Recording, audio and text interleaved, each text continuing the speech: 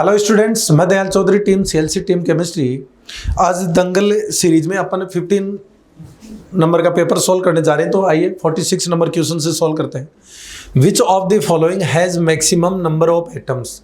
Maximum number of atoms अगर आपको देखने हैं तो आप ये फंडा यूज कीजिए। एक बार इंक का कलर ठीक कर लेते हैं अपन।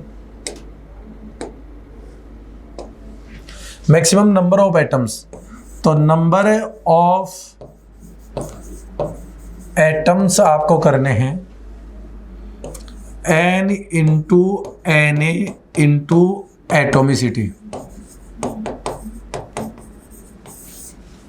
क्लियर। अब इसके लिए देखना चाहिए n निकालने पहले तो 16 मोलर मास इसका 2 होता है इंटू Na, एटोमिसिटी इसकी 2 है, तो कितना आ गया? तो ये 16 Na आ गया। इतने एटम है इसमें। ऐसे ही अपन नेक्स्ट देखते हैं ये, तो इसका कितना होता है 132/44 इंटू Na, और नंबर ऑफ एटम्स कितने हैं? 3 है। तो ये कितनी बार जाएगा? 14 का 3 टाइम जाएगा, तो ये हुआ 9 Na।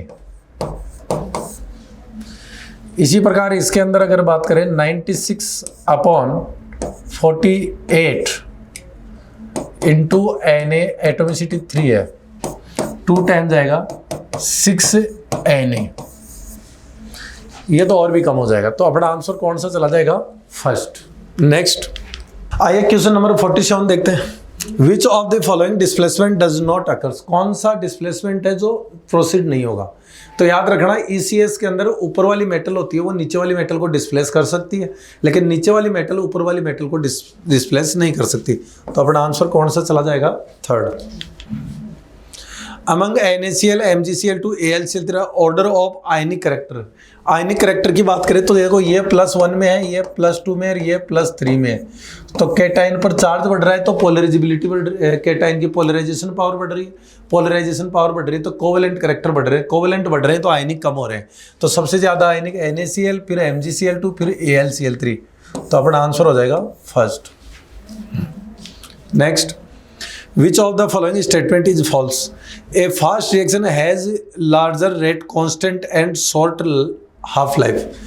एक रिएक्शन याद रखना, अगर अपन बात करें सिंपल सी रिएक्शन, ये 2 रिएक्शन है, इनमें जिसकी एक्टिवेशन एनर्जी कम होगी वो रिएक्शन फास्ट होगी, जिसकी एक्टिवेशन एनर्जी कम होती है उसका रेट कांस्टेंट क्या होता है? ज़्यादा होता है। तो फास्ट रिएक्शन का रेट कांस्टेंट ज़्यादा होगा। आप यहाँ भी देख सकते हैं, अगर 2 अलग अलग रिएक्शन का अगर अपन कंपेयर करें R = Ka, तो ऑर्डर के अनुसार ये तो सेट हो जाएगा। अगर कंसंट्रेट डिफरेंट रिएक्शन का इनिशियल अमाउंट सेम कर दें तो रेट ऑफ रिएक्शन किससे डिसाइड होती है? K से ही डिसाइड होगी। K जितना ज़्यादा होगा उस रिएक्शन की स्पीड उतनी ही ज़्यादा आएगी। पहला एकदम सही है। For first order reaction successive half lifes are equal. बिल्कुल फर्स्ट ऑर्डर रिएक्शन के लिए जो हाफ लाइफ होता है वो इनिशियल अमाउंट पर डिपेंड नहीं करता है, तो ये भी सही है। For a first order reaction the half life is independent of concentration. बिल्कुल कंसंट्रेशन से इंडिपेंडेंट है, ये भी सही है। For a first order reaction the half life of reaction is half the time required for the reaction to go for completion. नहीं, ये सिर्फ 0 ऑर्डर के लिए सही है। 0 ऑर्डर हाफ लाइफ जितना लगता है ना उतना ही टाइम और लगने पर रिएक्शन कंप्लीट हो जाती है, लेकिन फर्स्ट ऑर्डर में तो इनिशियल अमाउंट पे डिपेंड ही नहीं करता है। फर्स्ट रिएक्शन कभी कंप्लीट होती ही नहीं है, वो कंप्लीशन की तरफ सिर्फ बढ़ती है। तो अपना फोर्थ स्टेटमेंट यहाँ फॉल्स हो जाएगा। Next, which of the following has an optical isomer. कौन सा है जो ऑप्टिकल आइसोमर रख सकता है? तो ये आपका यहाँ पर अगर देखा जाए तो ये तो स्क्वायर प्लेनर आ गया DsP2, तो इसमें प्लेन ऑफ सिमेट्री प्रेजेंट है, ये तो देगा नहीं। इसके लिए बात करें ये भी नहीं देगा। देखो इसके अंदर क्या है, आप यूं समझो A B B B B, इसको भी मान लिया। तो देखो इसके अंदर प्लेन ऑफ सिमेट्री है, ये भी नहीं देगा। इसकी अगर बात करें तो ये दे सकता है, इसके अंदर बात करें तो ये EN को मैं AA मान रहा हूं, NH3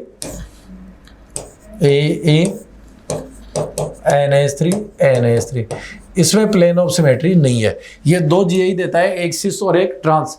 ट्रांस वाले में प्लेन ऑफ सिमेट्री नहीं है तो वो ऑप्टिकल आइसोमर रख सकता है। Third, next, which of the following species diamagnetic and coloured. Diamagnetic हो और कलर्ड हो। देखो ये रफेला, क्रोमियम यहाँ +6 में है, +6 में आते ही इसका इलेक्ट्रॉनिक कॉन्फ़िगरेशन आर्गन की तरह हो जाएगा और इसका कलर कैसा होता है आपका, येलो। तो पहला ही आंसर यहाँ पर हो जाएगा। Next, the geometry and magnetic behaviour of the complex. इसकी अगर मैं बात करूँ आयरन की तो जीरो ऑक्सीडेशन स्टेट है, तो जीरो ऑक्सीडेशन स्टेट के हिसाब से ये आर्गन तक तो सेम चला जाएगा। फिर 3D6 फॉर S2, तो देखो 3D6 बनाऊँ 1 2 3 4, तो 1 2 3 4 5 और ये 6 और 4S में 2 इलेक्ट्रॉन है और ये आपके आगे आ गया 4P। अब देखो ये क्या होगा, ये 3D CO strong field ligand है, इसको पीछे शिफ्ट करेगा यहाँ पर, इसको शिफ्ट करेगा यहाँ पर। कोऑर्डिनेशन नंबर कितनी है, 5, तो एक D खाली हो गया तो DsP2। तो यहाँ पे देखो इसको और पेयर करवा देगा, तो यहाँ पर जो हाइब्रिडाइजेशन आएगा ना DsP3, कोऑर्डिनेशन नंबर 5 है ना, तो DsP3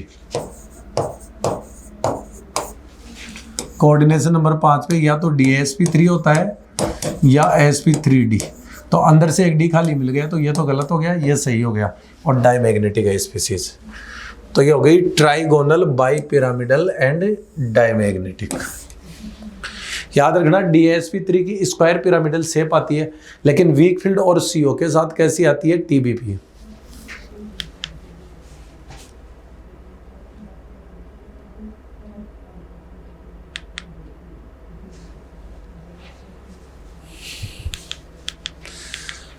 हाँ, क्वेश्चन नंबर 53, Mn2CO5। देखो यहाँ पे सीधा सा ये डाइमर बना रखा है इसका, जिसके अंदर डाई न्यूक्लियर है, 2 सेंटर है, ये रहा मैग्नीज, डेल्टा बॉन्ड से जुड़े हुए, बाकी ये इधर CO जुड़ जाएंगे इससे।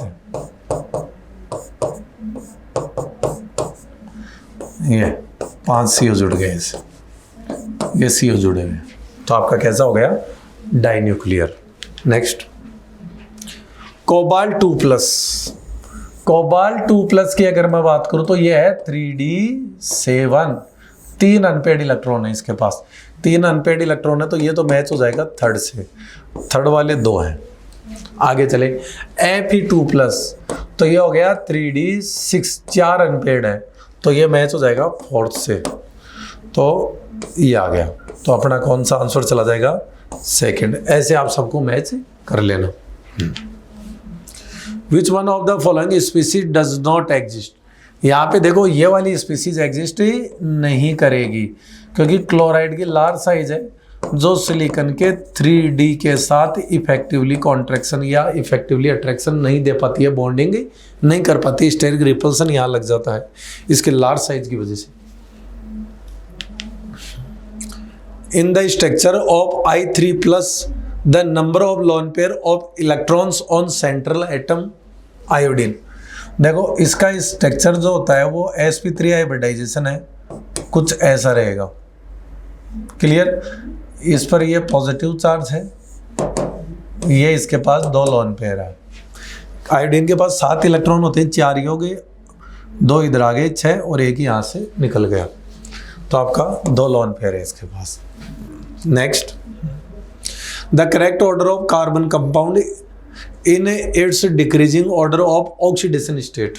देखो फ्लोरीन की En ज़्यादा है, और फ्लोरीन की En ज़्यादा होने का मतलब है यहाँ पर फ्लोरीन ज़्यादा इलेक्ट्रॉन रखेगा, तो इस पर तो आ जाएगा आपका कितना, +4, डिक्रीजिंग ऑर्डर बताना था। फिर CO यहाँ पर इस पर आ जाएगा +2, C2H2 यहाँ 0 आ जाएगी और CH4 यहाँ -4 आ जाएगी। देखो हिसाब से देख लेते हैं एक एक को। यह फ्लोरीन है, फ्लोरीन की En ज़्यादा है तो ये सिंगल बॉन्ड टूटेगा तो इस पर -1 और इस पर +1, ऐसे 1 2 3 4 टूटेंगे तो इस पर +4 आ जाएगा टोटल। तो पहला हो गया। CO में देखो ये है पहले तो डबल बॉन्ड तोड़े, तो लो EN वाले पे तो +2 और हाई EN वाले पे -2, और जब कोऑर्डिनेट हाई से लो की तरफ जाता है तो दोनों पे 0 0, तो इसका मतलब ये +2 में है।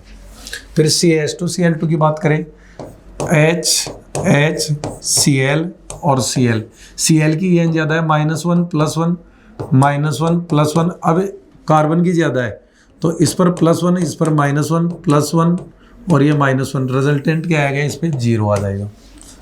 ऐसे ही आप CH4 का देख सकते हैं। तो अपना आंसर कौन सा चला जाएगा, first. Next, which is not correct for halogen, हेलोजनों के लिए कौन सा करेक्ट नहीं है। Fluorine has highest electron, fluorine halogen में सबसे ज़्यादा EN रखता है। All are strong reducing agent, ये बात गलत हो गई। फ्लोरीन के केस में ऐसा आप नहीं बोल सकते, ये गलत है। बाकी बॉइलिंग पॉइंट नीचे जाने पर बढ़ता है, क्योंकि नीचे जाने पर मोलिकुलर वेट बढ़ेगा तो वान डेर वाल्स फोर्सेस बढ़ेंगे। ऑक्सीडाइजिंग एजेंट का ऑर्डर बिल्कुल परफेक्ट है, तो आपका आंसर कौन सा चला जाएगा, सेकंड। नेक्स्ट, आइए 59 के क्वेश्चन देखते हैं। The number of unpaired electron in D6 low spin ऑक्टाइडल complex. देखो ये D6 है, 1 2 3 4, 1 2 3 4 5 और 6, तो D6 हो गया। स्प्लिटिंग होगी और लो स्पिन होने का मतलब पेयरिंग हो जाएगी, T2J में जाएंगे, 1 2 3 4 5 6, तो अनपेड इलेक्ट्रॉन क्या आ जाएगा, 0। तो अपना आंसर कौन सा हो जाएगा, fourth. Next, the correct order of melting point in group 13। Group 13 में मेल्टिंग पॉइंट नीचे जाने पर कम होना चाहिए वैसे तो। बोरॉन, बोरॉन से कम किसका होता है, एल्यूमिनियम। फिर लास्ट वाले 3 पलटी मार जाते हैं, तो यहाँ पर क्या आ जाएगा, थैलियम, फिर इंडीनियम और फिर गैलियम, सबसे कम गैलियम का। तो बोरॉन, एल्यूमिनियम, थैलियम, इंडीनियम, गैलियम, कौन सा आंसर हो जाएगा, fourth. Which of the following solution will be exactly reduced by 25 ml of acidic solution 0.1 molar FeC2। देखो KMnO4 एसिडिक मीडियम में, इसको किस में भेजेगा, फेरस को तो फेरिक में भेज देगा, और इसको भेजेगा CO2 में +3 से +4 में, और ये +2 से +3 में। एक का चेंज तो यहाँ हो गया और 2 का चेंज यहाँ हो जाएगा, 2 कार्बन के लिए। टोटल n फैक्टर आएगा इसका 3। तो इसकी नॉर्मलिटी अगर मैं बनाऊंगा तो 0.1 × 3, 0.3 नॉर्मल हो गया। अब इसके ग्राम इक्विवेलेंट निकालता हूँ, मिलीग्राम इक्विवेलेंट निकाल लेता हूँ। चलो, मिलीग्राम इक्विवेलेंट मतलब N/ml, मिली निकालना हो तो उस हिसाब से देखा है, नॉर्मलिटी 0.3 है और ये 25 से मल्टीप्लाई कर दो तो 7.5। तो 7.5 मिलीग्राम इक्विवेलेंट किसके आ रहे हैं। अब KMnO4 होता है ना, तो KMnO4 जब ऑक्सीडाइजिंग एजेंट का काम करता है एसिडिक मीडियम में, तो खुद मैग्नीज 2+ में जाता है। तो ये +7 से किस में गया, +2 में 5 आएगा इसका n फैक्टर। अब उस हिसाब से मिलीग्राम इक्विवेलेंट देख लो। तो जैसे इसका अगर मैं सोल्व करूं तो मिलीग्राम इक्विवेलेंट 0.1, n फैक्टर 5 हो गया और ml दे दिया 15, तो ये आ गया 7.5। तो आंसर कौन सा आ जाएगा, फोर्थ। क्यों, कंप्लीट न्यूट्रलाइजेशन के लिए या कंप्लीटली रिड्यूस करने के लिए gram equivalent of oxidising agent equal to gram equivalent of क्या आएगा, रिड्यूसिंग एजेंट लगता है। Next, which of the following oxides is most basic in nature. तो एस ब्लॉक वाले ज़्यादा बेसिक होते हैं और उस पर भी नीचे जाने पर बेसिक स्ट्रेंथ बढ़ती है, और फर्स्ट ए वाले ज़्यादा बेसिक मिलेंगे क्योंकि उनकी आयनाइजेशन एनर्जी बहुत कम होती है। तो आपका इनमें सबसे ज़्यादा बेसिक आ जाएगा रुबीडियम। हाँ, तो क्वेश्चन नंबर 63 देखते हैं अपन। इसके अंदर एक रेडॉक्स रिएक्शन दी गई है, उसको अपने को बैलेंस करना है। तो एक काम करते हैं, पहले रिएक्शन लिख लेते हैं अपन। Cr2O7 इसकी रिएक्शन करवा रखी है C2O4 H+, फिर ये जा रहा है Cr3+, ये जा रहा है किसमें, CO2, और जा रहा है H2O। अब बैलेंसिंग करते हैं, तो एक बार इंक चेंज कर लेते हैं, थोड़ा ठीक हो जाए। ब्लैक कर ले लेता हूँ एक बार। अब देखो इधर आओ, सबसे पहले इसकी ऑक्सीडेशन स्टेट में कितने का चेंज हुआ ये देखना है। तो इसका +6 से ये +3 में गया है, तो चेंज हो गया 3 का। 3 का चेंज हुआ है, तो ऐसे 2 क्रोमियम में टोटल चेंज हो गया 6 का। तो अपोजिट से मल्टीप्लाई करते हैं, इसको 6 से मल्टीप्लाई कर दिया, तो 6 2 जा 12 है, तो कार्बन भी इधर वैलेंस कर दिया मैंने, कितने लग गए 12। अब आ जाइए, ये +3 से गया है +4 में, 1 का चेंज हुआ है, ऐसे 2 है 1 मोल के अंदर, तो 2 का चेंज हो गया, तो इसको मल्टीप्लाई कर दिया मैंने 2 से, तो इसको मल्टीप्लाई कर दूंगा मैं किससे, 4 से, इतना तो हो गया। अब ऑक्सीजन वैलेंस करने, तो 7 2 जा 14 और 6 4 जा 24, 38 ऑक्सीजन है, इधर 24 हुए, तो 14 ऑक्सीजन कम पड़ रहे हैं, तो ये लो 14 ऑक्सीजन है आ गए। अब 42 जा 28 हाइड्रोजन इधर वैलेंस कर देंगे ये। अब सिंपलेस्ट होल नंबर रेशियो अगर इसका निकालें, तो 2 से सब में डिवाइड हो जाएगा, तो ये तो आ जाएगा 1, ये आ जाएगा 3, ये आ जाएगा 14, ये आ जाएगा 2, ये आ जाएगा 6 और ये आ जाएगा 7। अब वैलेंस कर दो यहाँ पे। तो पहले तो किसके मोल पूछे हैं अपने को, Cr2O7, तो 1 आ जाएगा, 1 2 में Cr2O4, ये Cr गलती से लिखा हुआ है, C2 आएगा, C2O4 2 minus, C2O4 2 minus, clear. तो यहाँ पर ये लग जाएगा 3, क्लियर।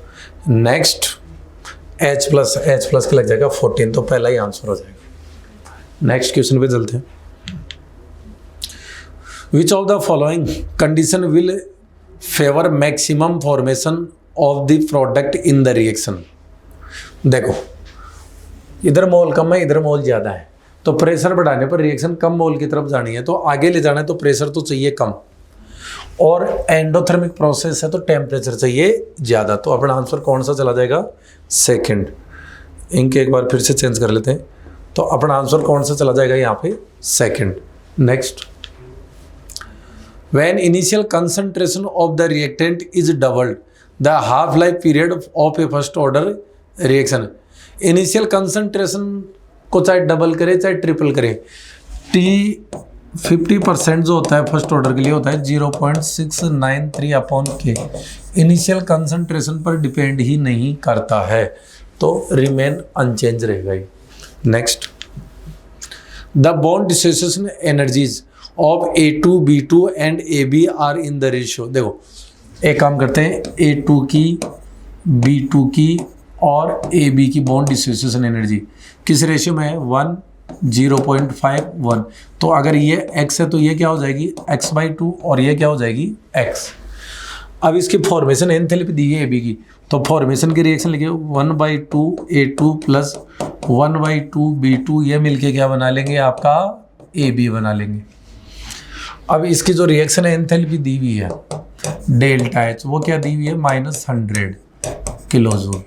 तो बिल्कुल आसान है, रिएक्शन एंथैल्पी कैसे आती है, रिएक्टेंट की बॉन्ड एनर्जी में से प्रोडक्ट की माइनस कर दे, तो ये कितनी है रिएक्शन एंथैल्पी, इसकी बॉन्ड एनर्जी 1/2 x मानी थी, प्लस 1/2 ये x/2 मानी थी, माइनस इसकी कर दो तो ये x, तो यह आ जाएगा -100 equal to x/2 plus x/4 minus x, तो ये आ जाएगा, आगे कर रहा हूँ, -400 equal to 2x plus x minus 4x, तो ये -400 इक्वल टू माइनस x आ जाएगा, माइनस से माइनस गया तो x की वैल्यू क्या आ गई, 400 आ गई।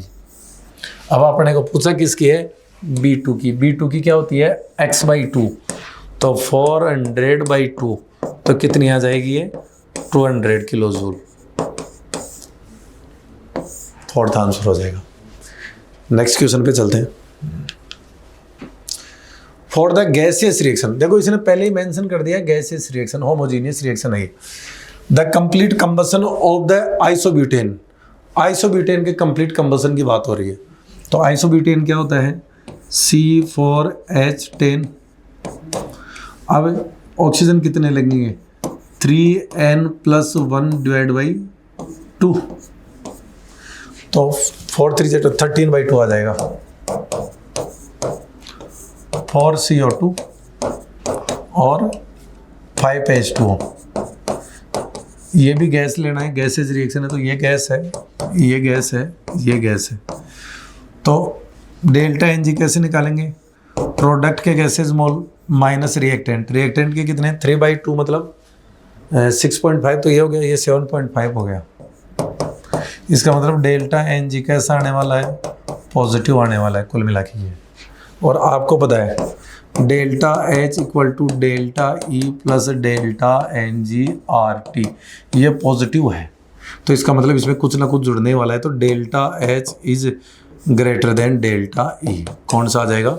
सेकेंड आंसर आ जाएगा। नेक्स्ट आइए 68 नंबर का क्वेश्चन देखते हैं। Following solution were prepared by mixing different volume of NaOH and H2SO for different concentration. Different concentration पे एसिड और बेस मिला है, स्ट्रॉन्ग वो भी। pH of which one of them be equal to 1।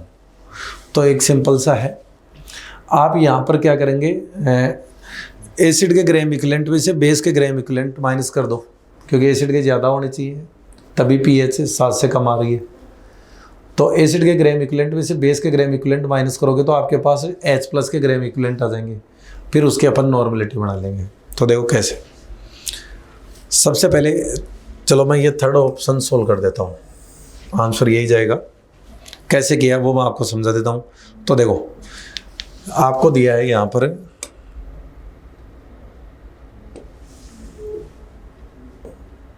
75 ml m/10 H2SO4 plus 25 ml m/5 NaOH। आपको पता है normality क्या होती है? Molarity into valence factor. अब याद इसकी नॉर्मलिटी निकालो पहले तो ये 1/10 मोलरिटी है, n फैक्टर इसका 2 हो गया, तो ये 1/5 आ गई। तो यहाँ से H+ के ग्राम इक्विवेलेंट आ जाएंगे। कैसे? 1/5 इंटू 75। ठीक है, तो यहाँ पर कितना आ जाएगा? इसके आ गए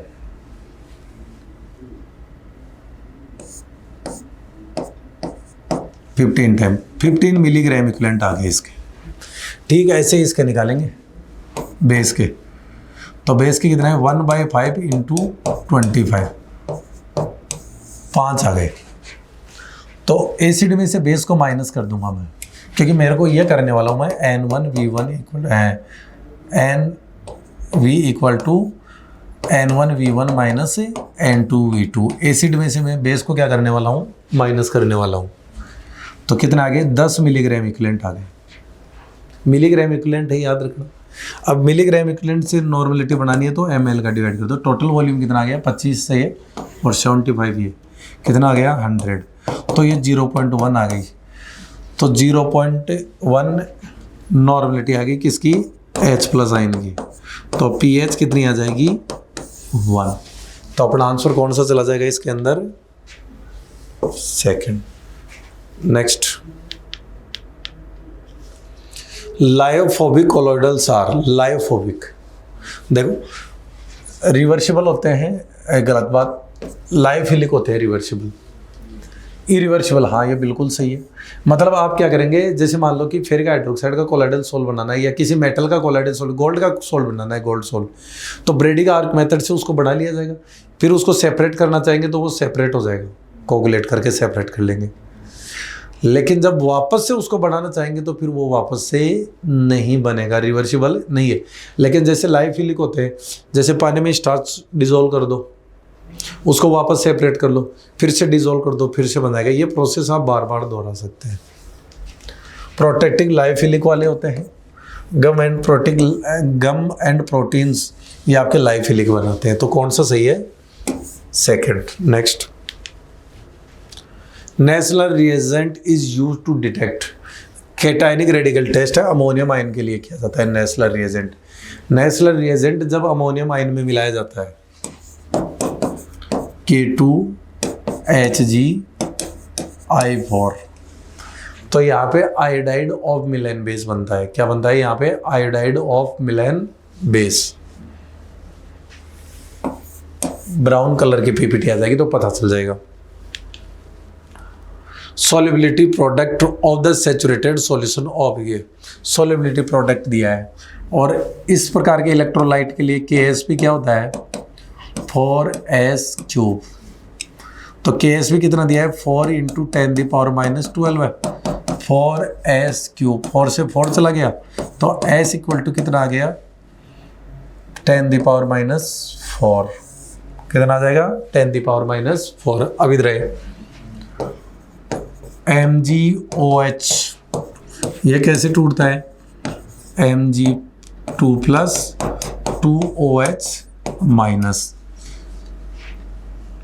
ये तो गया, ये S आ गया और ये कितना है 2S। तो अपने को पता है कंसंट्रेशन ऑफ OH- आयन किसके बराबर है 2S के, और वो 2S की वैल्यू क्या है 10⁻⁻4। OH की कंसंट्रेशन आ गई। तो यहाँ से POH निकालेंगे तो 4 - log 2, तो ये कितना आ गया 3.7। तो अब pH निकाल लेंगे तो 14 - 3.7 तो आ जाएगा 10.3। तो अपना आंसर कौन सा चला जाएगा first. With K for efficiency chocolate precipitate गेहूँ, इसके साथ चॉकलेट PPT कॉपर 2+ देता है, ये Cu2FeCN6 चॉकलेट ब्राउन PPT इसकी बनती है। नेक्स्ट,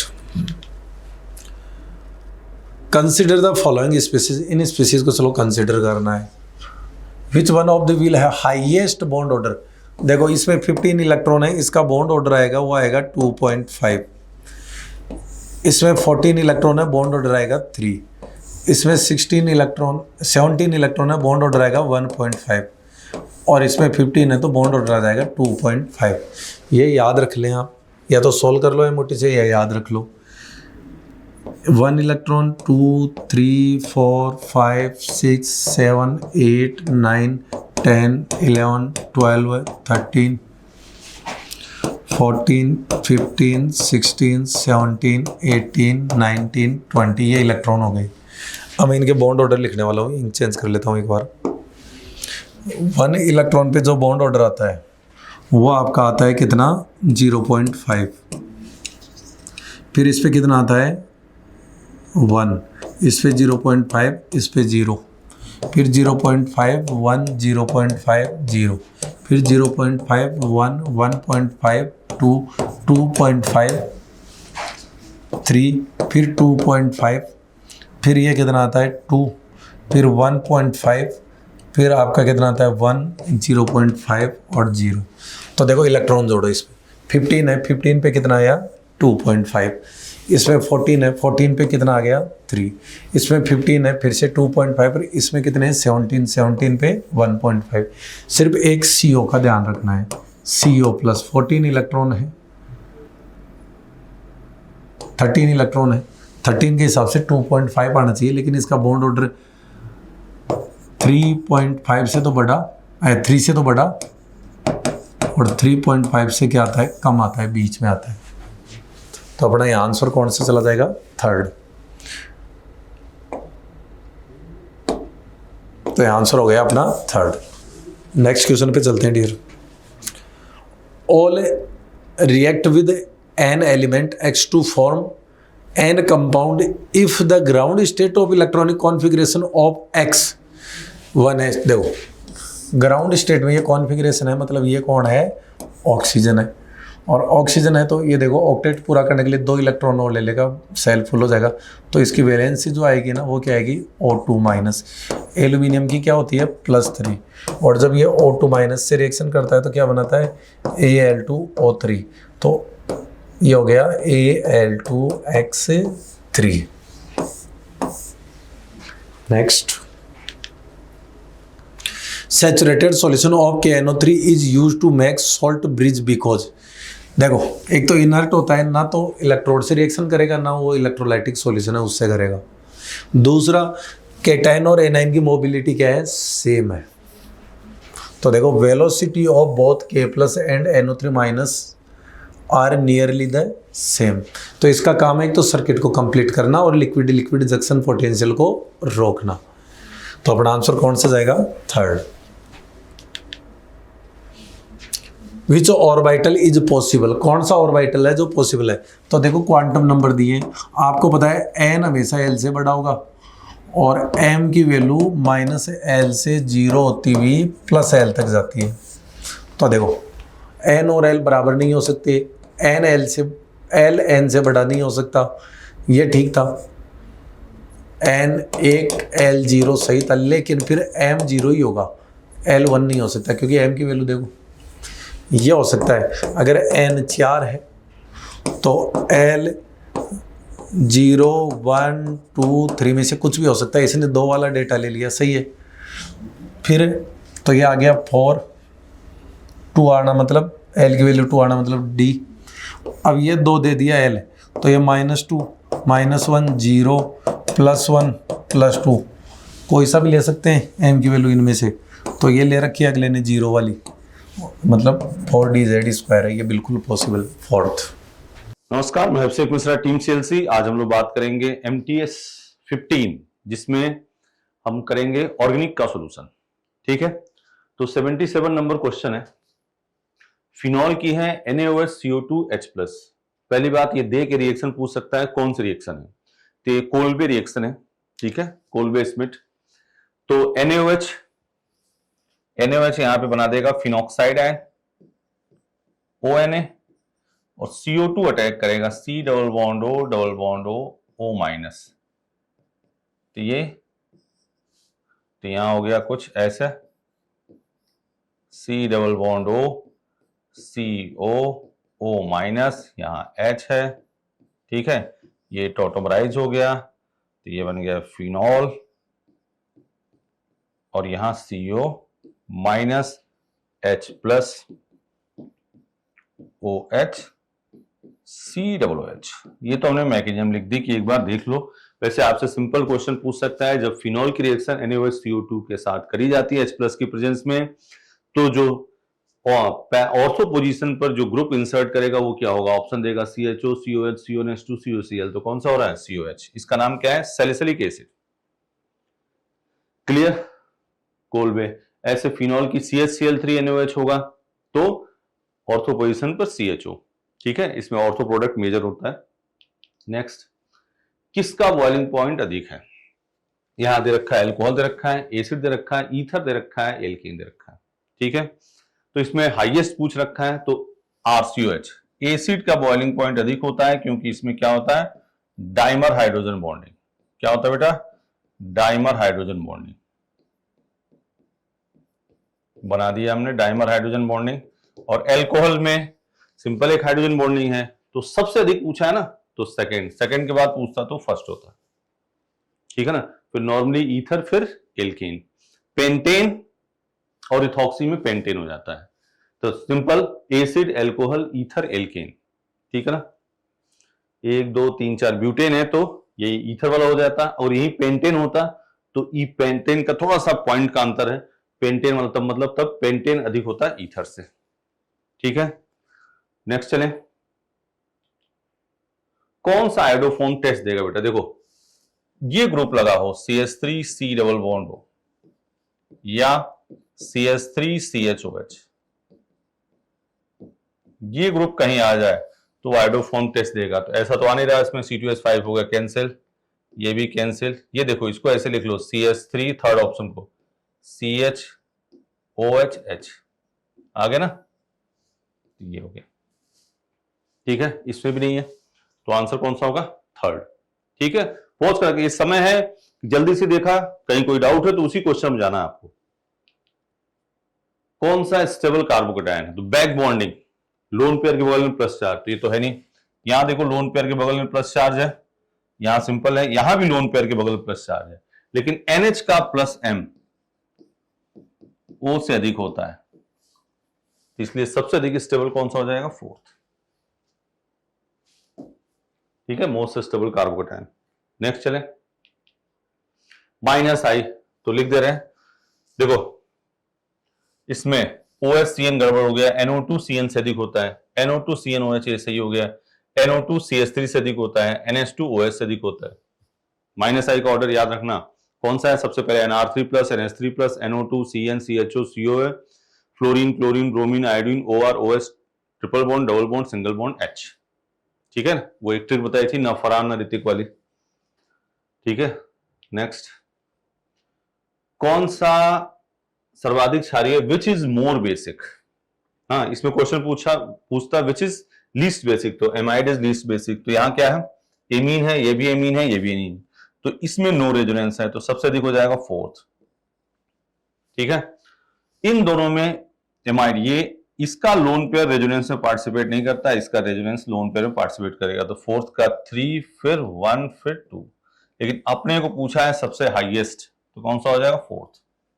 सबसे मोर बेसिक कौन है, तो फोर्थ, जिसमें लोन पेयर, ये हाँ, इन दोनों में अगर कंपेयर, इसका भी लोन पेयर रेजोनेंस में नहीं जाएगा और इसका भी नहीं जाएगा, लेकिन इसका हाइब्रिडेशन क्या आ जाएगा, sp3 और इसका sp2। s करेक्टर बढ़ता है तो बेसिटी क्या होती है, कम होती है। क्लियर बात है। सबसे पहले देखो जिसमें नो रेजोनेंस है, फिर रेजोनेंस, फिर एमाइड। नेक्स्ट चलें, aniline, nitration of aniline is strong acidic medium gives 2 percentage wise major product. NH2 है और HNO3H2SO4, 298 केल्विन। ठीक है, तो H प्लस इसको देगा तो NH3 प्लस हो गया, एक तो ऑर्थो पैरा होगा ही, NO2 और NH2NO2, लेकिन एक एनिलीनियम आयन बन जाएगा, तो यहां NH2 और एक मेटा प्रोडक्ट बन जाएगा, तो इसका बनेगा 51, इसका बनेगा 47, इसका बनेगा 2%। तो 2 मेजर प्रोडक्ट, पैरा और मेटा, सॉरी पैरा और मेटा, पैरानाइट्रोनिन एंड मेटानाइट्रोनिन। ठीक है ना, परसेंटेज वाइज बोल दिया है, क्लियर कट, तो एनसीईआरटी की लाइन की बात करी गई।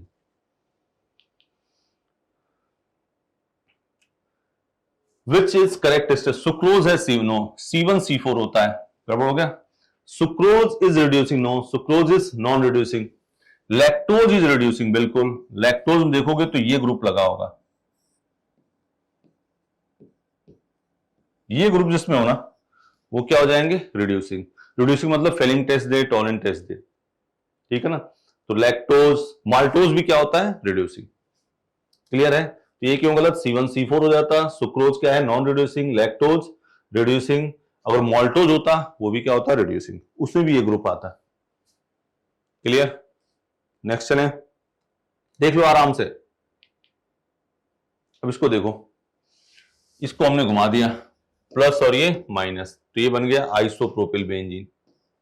बेंजीन ऊपर CH CH3 CH3 O2, ठीक है, तो ये बन गया CCH3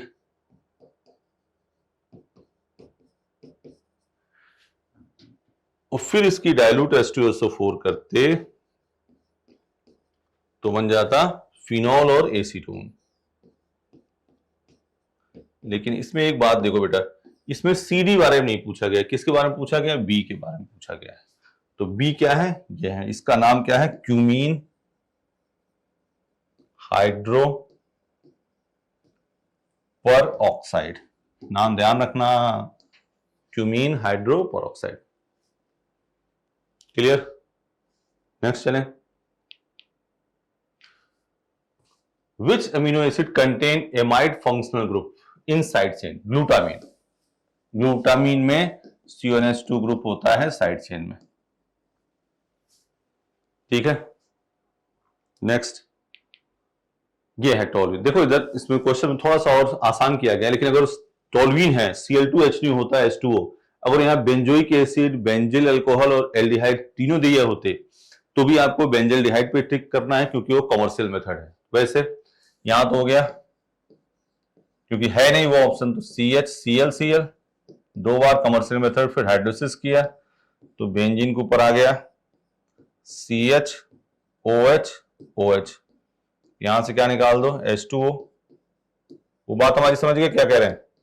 अगर बेटा मान लो CH2Cl और CH2OH ऑप्शन में होता और एक्सिस में दे रखा होता CL Cl और तीनों पे OH लग के बेंजोइक एसिड बनता, तो भी आपको आंसर यही देना है, क्योंकि it is commercial method for formation of benzaldehyde.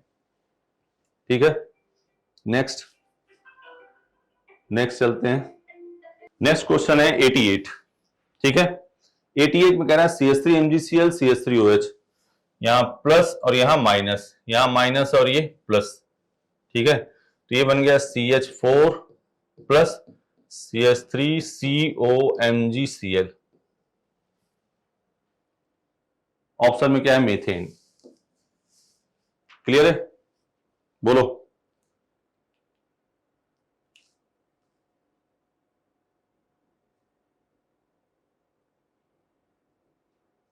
हाँ, ये देखो, the compound A on treatment with NaOH gives B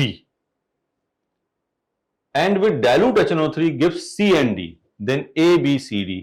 तो देखो, NaOH के साथ एल्कोहल करता नहीं है, खत्म कहानी। बेंजोइक एसिड्स का करता, लेकिन आगे फिर CO ने वो नहीं किया, B और D दो प्रोडक्ट नहीं बने ना, तो फिनॉल है, फिनॉल की NaOH के साथ करोगे,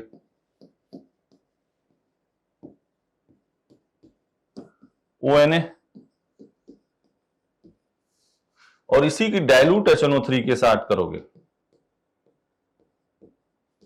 तो इसके ऑर्थो और पैरा चला जाएगा।